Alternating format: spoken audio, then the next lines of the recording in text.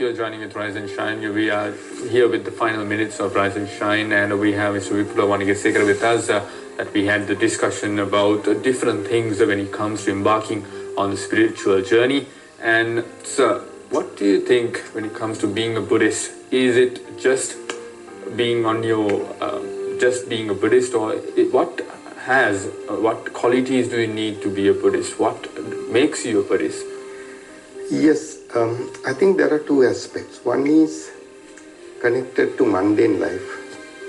How would you interact with people, and how would you make a contribution to the society? And that's one of the things that I mentioned, like in Buddhism we call it Brahma Vivarana, like Metta, Karuna, Mudita. To what extent you can practice this? It's quite challenging, but it's not impossible. And if you are in a position to practice this Brahma Vivarana to some extent, the entire society will benefit. The people around you will benefit. You will benefit. So that's at mundane level. Then there is also the search. Because how would you find out what the Lord Buddha discovered at the end? And there are so many parables, metaphors, similes that he had given, because the human language has a problem, because the human language is developed to describe what the mind is explaining, because we all are in a mind-driven life, because the mind interprets our original experience. For example, say I see you, but then the mind tells you, well, you are a male, you are a female, and then the story goes. You are pretty, you are not pretty, you know, that's a mind story. But my primary experience is I see you. That's all. And in Bahya Sutra, if you have seen something, you have only seen it. So that's the Lokottara, also pramundane part of Buddhism, which the language is not very capable of explaining.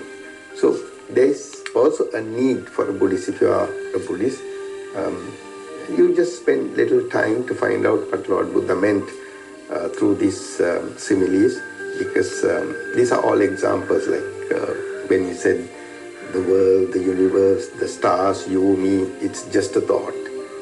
How can it be? There's a need, and subsequently I saw this.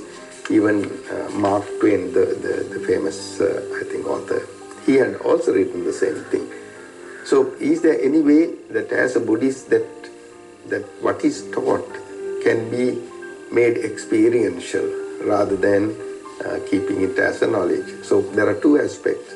How can you benefit yourself and the society as a Buddhist through the teachings? And the second part is how to